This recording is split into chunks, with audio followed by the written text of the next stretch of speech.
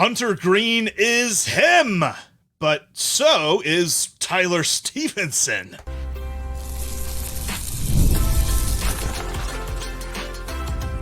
You are Locked On Reds, your daily Cincinnati Reds podcast, part of the Locked On Podcast Network, your team every day. You are Locked On Reds, the Colorado Rockies killers. Your daily source for all things Cincinnati Reds. It's right here. I'm Stephen Offenbaker. He's Jeff Carr. We have a combined 12 years of experience covering the Cincinnati Reds in podcast form. Jeff and I, we love baseball. We love these Cincinnati Reds. We have taken our love of the game and we have turned it into information for you. Locked On Reds is part of the Locked On Podcast Network, your team every day. And on today's podcast, Hunter Greene, all-star, showed exactly why he is, in fact, an all-star. Tyler Stevenson continues to destroy baseballs, and we're going to talk about catcher number one breaking out. There's also so many great performances as the Reds take 2 of 3 from those Colorado Rockies. We're going to look at several key performers from that series, and Austin Wynns has impressed since being called back up to the big league roster, and it has made us wonder, who are you taking, Austin Wynns or Luke Maile? We're going to talk about all of that on today's show. Before we get into any of that, today's episode of Locked On Reds is brought to you by Booking.com. That's right. Stay where you can make yourself a fan of any city, even your rivals. Check out Booking.com for your stay today. All right, Jeff, Hunter Greene, all-star, was in fact an all-star. He was absolutely dominant against the Colorado Rockies yesterday. It looked for a minute there like he was just going to strike out everybody, 27 in a row. Let's go. He tied the franchise record for the longest consecutive streak of strikeouts to begin a game. Oddly enough, he tied that with Anthony DeSclafani and Robert Stevenson. Not two guys that I would have guessed. I definitely would have said Robert Stevenson. What are you talking about, Bob Steve? Yeah, I forgot that he was a starter at one point, and he failed at that miserably. But anyway, I digress. We're not talking bad about Robert Stevenson. We're talking good about Hunter Greene because he had everything working. You saw the fastball all over the place, absolutely dominant in and out of the zone. The slider was getting guys to swing and miss. Plus, he was dropping it on the back door right there on the edge of the strike zone. And the splitter once again. This is the continued theme of 2024 Hunter Greene, is that he has good command of everything and a good splitter to boot. This is the reason that he is going to the All-Star game. Sure, it helps that Tyler Glasnow got put on the IL and a spot opened up, but quite frankly, he was the biggest snub up until that point anyway, and so they got it right. They're sending him to Texas, and not to be outdone, as dominant as he was, his run support was pretty dominant too, and that was led by Tyler Stephenson. Yeah, for Hunter Greene, he just keeps getting better and better and better. We talked early on, April. He looked inconsistent. He looked kind of still like that old Hunter Greene. He hadn't turned to that corner. We said he absolutely had to do that if he wanted to be considered this team's ace. He needed to get better. He needed to get more pitch efficient. He needed to do all these things. He's done them, Jeff. In his last 15 starts, he's 6-3 with a 3.11 ERA, 89 2/3 innings pitched. Oh my goodness, struck out 96, only walked 36. It gets even better if you cut it down to 7 games, Jeff, a 3.18 ERA in 7 starts, 39 innings pitched, 50 strikeouts, 15 walks. I'm going to say that again. In his last 7 starts, 50 strikeouts, 15 walks. And the strikeouts and the walks are huge, but even consider for a moment, the one thing that he doesn't have complete control over, his hits allowed. When you put together his hits and his walks allowed, he still has more strikeouts than he does base runners allowed. That is how dominant he has been, and he continues to be. It's been so much fun to watch him pitch lately. Well, not to be outdone, for the fact that Hunter Greene hasn't gotten run support. He got some run support yesterday, yes, and that was led largely in part by catcher number one breaking out. I've been picking on our guy Tim Daniel because he had that hot take over the weekend that it was time to move on from Tyler Stephenson. And to quote the Michael Jordan meme, Tyler took that personally. he's very personally, Tyler Stephenson is on fire. He should absolutely 100% be the National League Player of the Week, Jeff. In his last 7 games, 28 at bats, 321, 893, 4 home runs, 10 RBIs. He's only struck out 4 times in that span. He is on fire. It's girl dad power. It's catcher number 1 being catcher number 1. Tyler Stephenson is doing Tyler Stephenson things. My countdown is down to 30. We are 30 home runs away from the magical, mythical Tyler Stephenson 40 home run season. I'm having fun, Jeff. I don't know what you're doing. I'm having fun. Well, and this is what we said, right? We said about a month ago, and quite frankly, I've been saying it for like 2 months at that point, but we said about a month ago, he's gonna break out.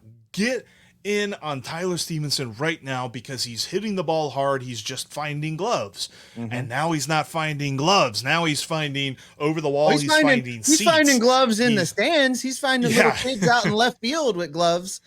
Yeah, he is just murdering baseballs right now, and this is more of what we expected from him based on the peripheral, based on the quality of contract, the hard contact, all that other stuff. This is what we're talking about when we see that kind of stuff, and we say he's getting unlucky and he is due to break out. But you kind of mentioned, so the run support in this game, it's crazy to think. So the Reds score 8 runs. In Hunter Greene's 4 previous starts combined, they scored 8 runs. There were 2 shutout. There were 2 games that the Reds were shut out where Hunter Greene was on the mound, and it's not his fault. He's not hitting, but it's funny to think like the dominance that he has shown on the mound and the whole win-loss record. This is the reason we tell you not to pay attention to it, because he has no control over how many runs the team scores for him. And we saw it today. When you give him support, he's going to win that ball game.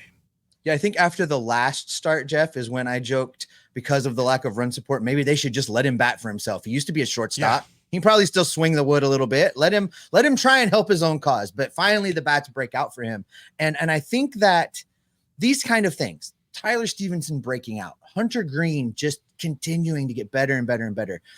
There's some trends developing. Now, I don't want to put the cart before the horse. And we've talked about what August and September are going to look like. We've talked about what this team has to do. But when you start to see these trends right now, and you factor in the favorable schedule, you factor in that they're going to get incrementally better over the next month as we move towards those big returns. But TJ Friedl coming back, guys getting healthy. If these trends continue, I don't see any reason why they'll be out of the wild card conversation when we get the big guns back, when the Matt McLain show up, when those kind of things happen, bullpen reinforcements, Brandon Williamson coming to help, all of those things. The Reds sit in a spot right now where if they continue to work at it, if these guys continue to put up this kind of effort, we're going to get to keep talking about them being relevant. We're going to get to keep talking about them being in the hunt. Are they going to challenge for the division? I'm pretty much out on that, but I still see this team as a potential get in the playoffs. And once you're in the tournament, you can diamond back this thing up and anything can happen.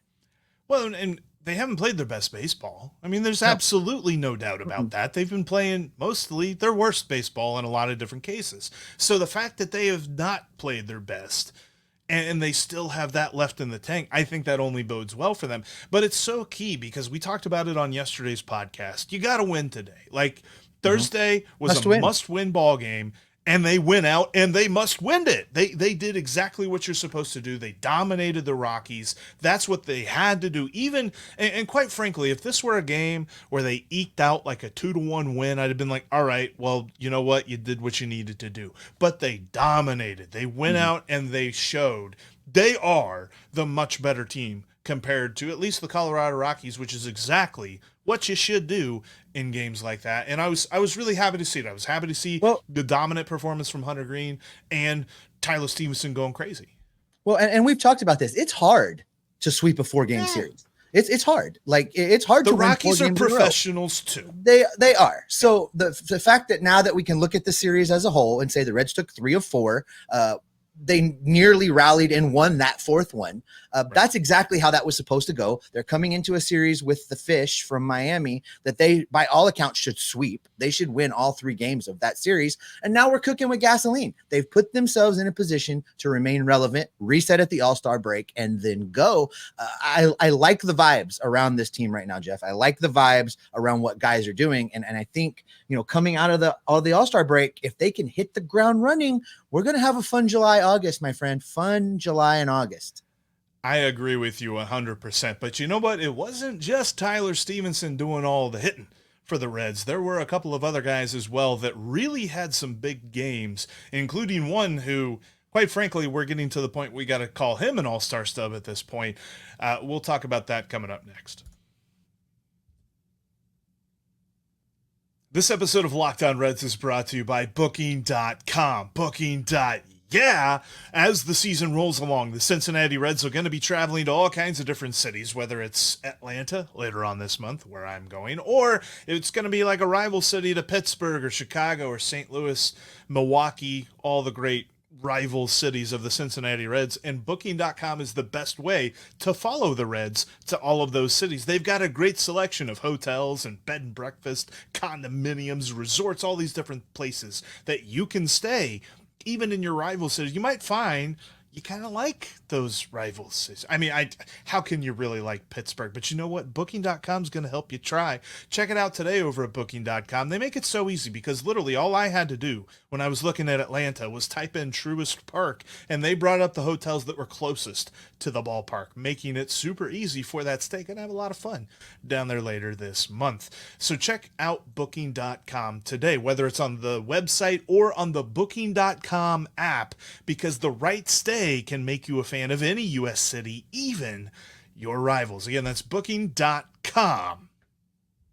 Passion, drive, and patience. The formula for winning championships is also what keeps your ride or die alive. eBay Motors has everything you need to maintain your vehicle and level it up to peak performance. Superchargers, roof racks, exhaust kits, LED headlights, and so much more. Whether you're into speed, power, or style, eBay Motors has you covered. With over 122 million parts for your number one ride or die, you'll always find exactly what you're looking for. And with eBay Motors Guaranteed Fit, your part is guaranteed to fit your ride every time, or you're going to get your money back. Because with eBay Motors, you're burning rubber, not cash. With all the parts you need at the prices you want, it's easy to make your car the MVP and bring home huge wins. Keep your ride or die alive at ebaymotors.com. Eligible items only. Exclusions apply. eBay Guaranteed Fit only available to U.S. customers.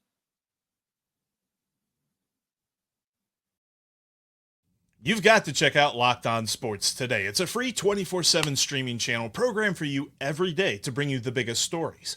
Locked On Sports today brings you can't-miss analysis, opinions, and news, streaming 24/7 on YouTube or on the free Amazon Fire TV channels app, part of the Locked On Podcast Network. Your team every day. And speaking of every day, shout out to our everydayers out there. Appreciate you for making time out of your day each and every day to talk some Reds with us. We encourage you to tell your friends about us, tell your family about us, tell your mailman about us, tell your grocery bag guy about us, because if they love the Reds, we want to talk to them about the Cincinnati Reds. And on just our a next quick note on being an everydayer, Jeff, for those people that can't sit and watch us on YouTube, the audio feed is alive and well. We've got lots of folks that listen to us in the audio feed. Take us in the car with you. We'd love to be part of your commute. Take us to the gym. Take us to your lunch break from work.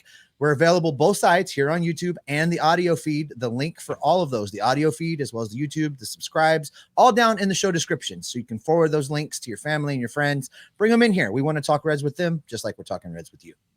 And coming up on the next Locked On Reds podcast for our everydayers, going to be looking at the season up until the All-Star break. We're not going to call it the first half. It's not the first half. When you look at 162 games, the All-Star break is not game 82. So we're going to look at the All-Star break and give you the All-Star break report. And Steve, let's look at this because the Reds just went crazy in the lineup, scoring the 8 runs that they did. They had a lot of great performances in the lineup. And just a second, too, before we get into the individual performances, I was looking at this because I thought about this while you were telling us about Tax Network USA. And that is the fact that the Reds have gotten 8 games against the Colorado Rockies this year. The Reds were gifted in this weird times of, even schedules and all this other stuff. They got 8 games against the horrible Colorado Rockies, and they took advantage of it. They went 7-1 in those 8 games. Look, as annoying as they've been at times, and as fundamentally unsound as they've been at times, if you're giving a team like the Rockies 8 times on the schedule, you got to take advantage of it, and they did that. I was happy to see that this season. But that was just, I kind of digress on that point, because looking at some of these performances, man, like Jonathan India, he continues to be hot, and he's the guy that I'm talking about here. Like, are we to the point that we can call him an all-star snub because of how hot he's been for like the last 8 weeks? Absolutely. You want to look at his numbers just as what he is on the season right now, Jeff. On the season, 276, 375, 794. That's on the season. You look at the last 30 days, 333, 402, 546. The last 2 weeks, 351, 424, 632. And just in the last week, to drill down even further, 310, 323, 586. Jonathan India is on fire. The guy has lived up and surpassed everything that we've expected from him, everything that he was asked to do. It's almost comical at this point to think about where we were with him in spring training. And is he going to get to play? Is he going to be able to even be in this lineup? Is he going to be able to help this Reds team at all? Should they just trade him away? I am so glad the way things have turned out. One, how successful Jonathan India has been, and 2, that they held on to him. How bad would things be right now if they had in fact traded him in the offseason? I'm glad Jonathan India is here. He may become a trade piece later. We've talked about that, but we've also talked about Reds fans need to learn to live in the moment. And I want to live in this moment right now with good Jonathan India doing great things on the baseball field. Living in the India moment. Yeah, another fantastic day for him. Another really good day for Santiago Espinal. I mean, he absolutely crushed that home run. The ball was left in the middle of the zone, and quite frankly, if you're a professional hitter, if you call yourself a professional hitter, you should crush that ball, but he absolutely did. Got no doubt all of that one. He's going to be a guy that's really sad to see the Rockies off the schedule, because he's dominated them so far this year. Clearly, he heard us talking about that he was unable to hit a ball when there weren't runners in scoring position, because, he just goes out there and mash when there were no runners in scoring position. He had a good week, Jeff, 333, 368, 556 as his slash line. I continue to think that this was a really good pickup. And I know that guys are down on him because honestly, he's had to play a little bit more than he really should be playing, and in situations where he shouldn't be playing. But that's just been the nature of the injuries. But Nick Krall, I think, did a good thing of pouncing on this trade and getting him in here at the end of spring training. And this, I think, is a clear example of what can happen if you pounce and you're decisive, because Nick Krall was decisive and went out and got Espinal. If he had done the same thing with the outfield situation early in spring training before we got into the season, we might have had some different outcomes. So that's why we're advocating for Nick Krall to pounce now on the outfield. Austin Slater, time will tell if he could be that guy, that move. But I love what Santiago has been able to do in spurts. And I continue to advocate, if you put these professional players in situations to be successful, they'll do things. And Santiago has done some things. I don't know, especially, I mean, let's go back to when the Reds actually traded for him, because if you'd asked me in February, I would have said no, because he wasn't a Red. But after the Reds traded for him, if you would have said that he would be among the top 8, which he is, he has the 8th most at-bats on the team so far this year, top 8 in at-bats, I'd be like, ooh, I don't know about that. That's not a great thing if that's where he is. And it's just another point to the side of the Reds haven't played their best baseball yet, because they have had to rely on guys like Espinal who are fine situationally, but not necessarily consistently. And we've seen some good stuff, especially here recently. Like you said, his last week has been pretty phenomenal. And hopefully he continues to be that guy. I think that at some point, hopefully, we're going to get to a point where the Reds don't need to play him every day, and he can be employed situationally. But yeah, for right now, he's had a nice little run, and if he can keep that up, then that'll be great to look at. And then, of course, you had demand that, Ellie De La Cruz gets the off day, so somebody's got to bat second. Well, Spencer Steer, I don't know why I call him Spencer Beer. Maybe I'm thirsty. He batted second, and he did pretty good. There's a sponsorship opportunity there. Yeah, listen, Spencer Steer, he's just been Mr. Consistent. I said at the beginning of the season, he was the most important player on this team. Maybe not ended up being the most valuable, but he's the most important because of all that flexibility. Bat him first, bat him second, bat him third, fourth, fifth, wherever. He's going to hit the ball. Play him in left field, play him at first base, second base, third base, shortstop. Doesn't matter. He's going to give you a major league level caliber performance. He has been good all year long. On the season, 245, 340, 782. If Tyler Stevenson doesn't win Player of the Week for the National League this week, it should be Spencer Steer. This week, 320, 433, 760, 3 home runs, 5 RBIs, 5 walks. It's a 1-2. Maybe they should share it. National League Players of the Week, Tyler Stevenson, Spencer Steer. Spencer Steer has been so much fun to watch. He's the guy that Cincinnati loves to like, Jeff. He's the blue collar, not showy, he's not flashy. There's not a lot of electric when you describe Spencer Steer's game, but he's just Mr. Reliable. He shows up with his lunch pail to work every day and goes out there and gets the job done. Those are the kind of players that this city loves to embrace. Spencer Steer is absolutely in the right organization. He's on the right team. He's in the right city, and he's doing great things. And I love the performance he's put up so far. Yeah, I saw this great stat. It's every hitter in Major League Baseball who has at least 100 plate appearances with runners in scoring position. Spencer Steer is second in the major leagues in OPS with runners in scoring position for this this qualification with at least 100 plate appearances. His OPS is over 1,000 with runners in scoring position. He is just consistently bringing them in. And all of the things that you said about him, that just describes mashed potatoes, right? I told you he was the mashed potatoes on the plate, and that's right. Exactly who he is. Let's not all bury this in hitting, because I wanted to make mention. We didn't get to talk about it the last time he played in a game, but let's go to the bullpen for just a minute and talk about Fernando Cruz. He had some rough outings. He had back-to-back outings that were really pretty terrible.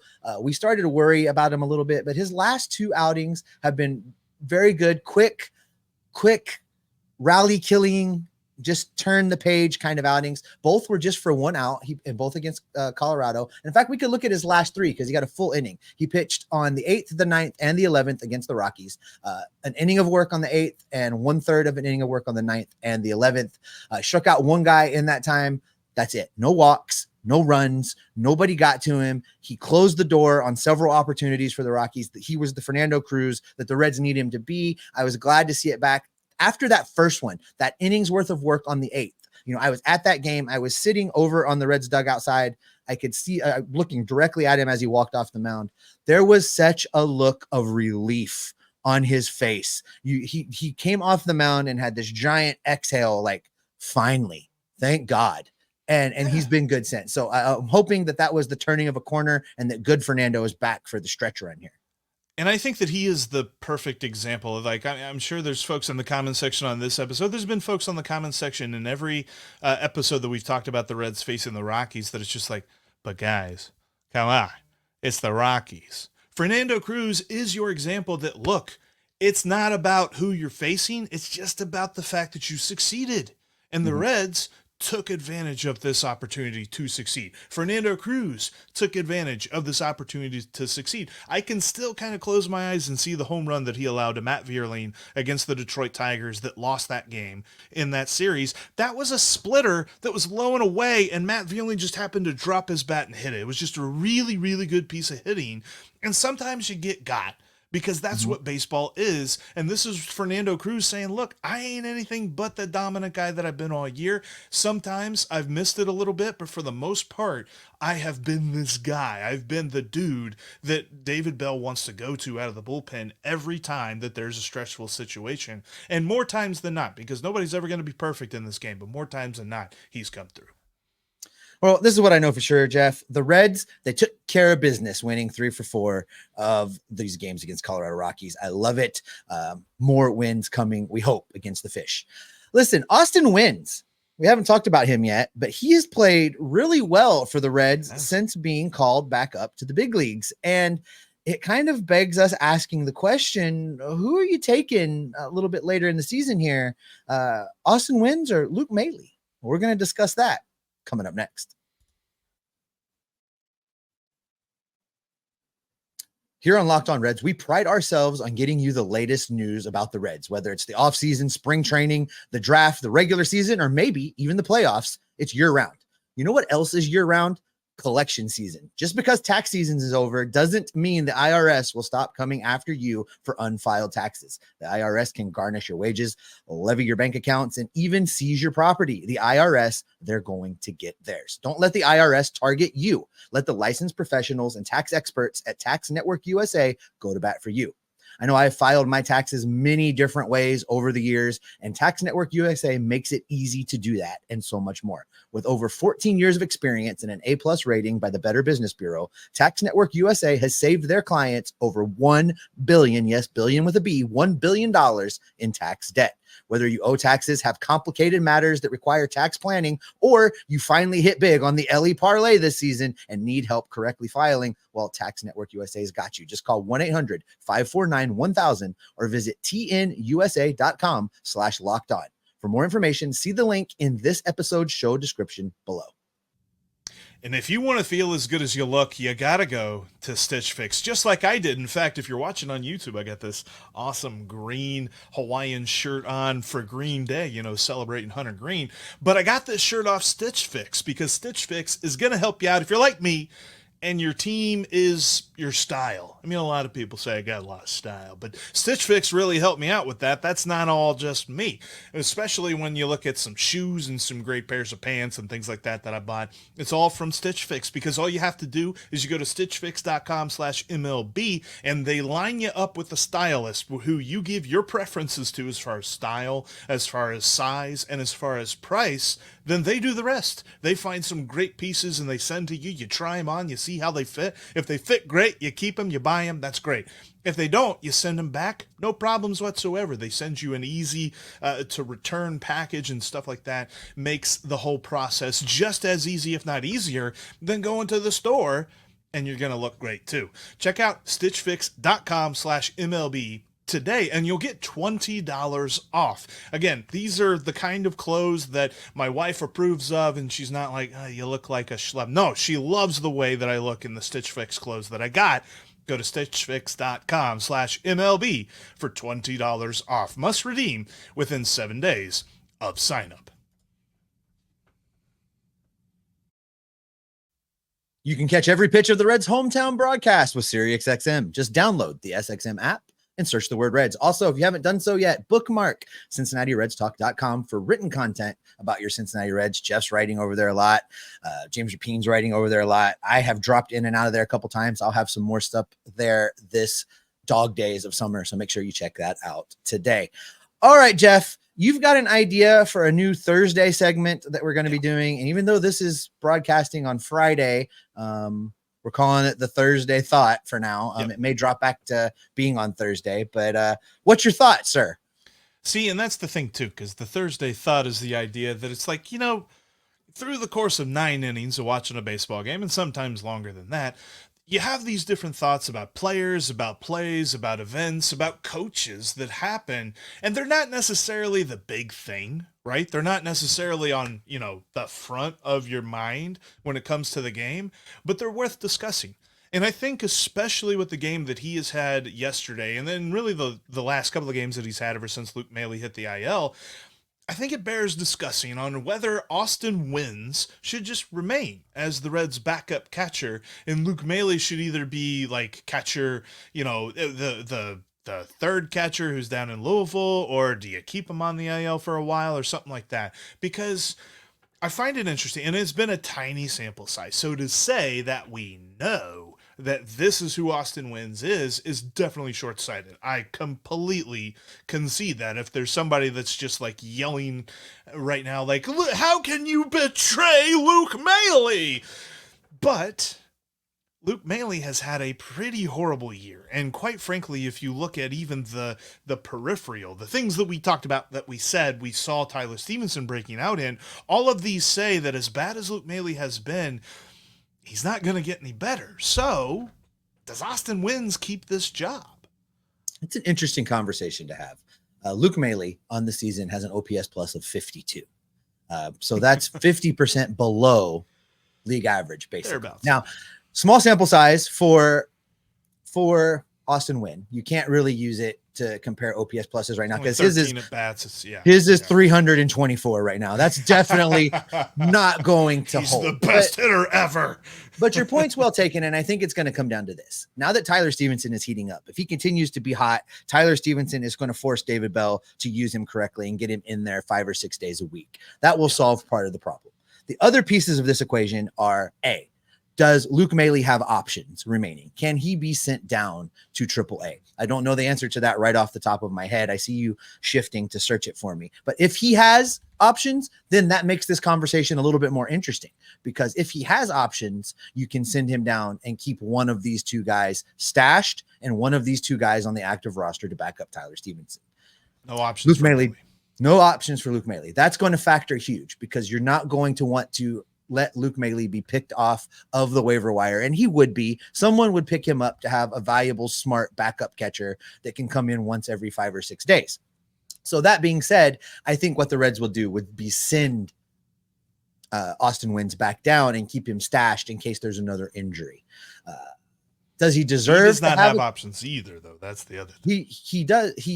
This is true, but he has cleared waivers multiple times already this season. It's also true. So that it's that very might be another Thursday thought, by the way. Too. It might be the like Reds which have so one, many players that clear waivers. So this is a conversation about this, Jeff. I think we frame it this way. It's not about which one of these two guys is the better performer. The question is, you need some depth stashed at AAA. There's really nobody else down there that you're willing to put on the active roster beyond these 3 catchers, really, unless you're absolutely forced to. So the question doesn't necessarily become which of the two are better, which of the two are going to perform better. The question is, which of the two are going to clear waivers?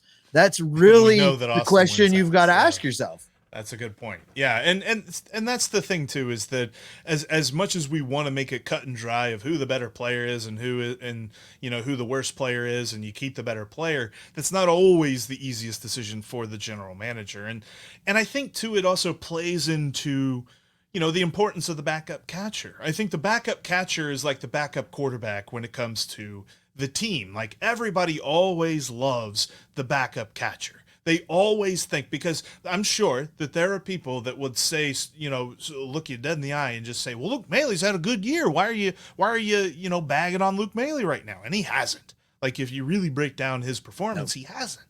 So that's kind of the thing that made me at least consider this. But you're absolutely right. There's far more that goes into this sort of a conversation than just which, like the whole blind comparison thing, like whoever wins the blind comparison stays. That's not exactly how this works. Yeah, because I know there's people that don't believe in using OPS plus as much as I do. There's some old schoolers out there that want the hardcore numbers. Here's Luke Maile, folks. In the course of this year, it's not been great. He's 176, 274, 265 rather. That's not good. He's not been good. He's not been good. So it's just the way it is. So I hope Tyler Stevenson stays hot and forces David Bell to let Tyler Stevenson play 5 or 6 times a week.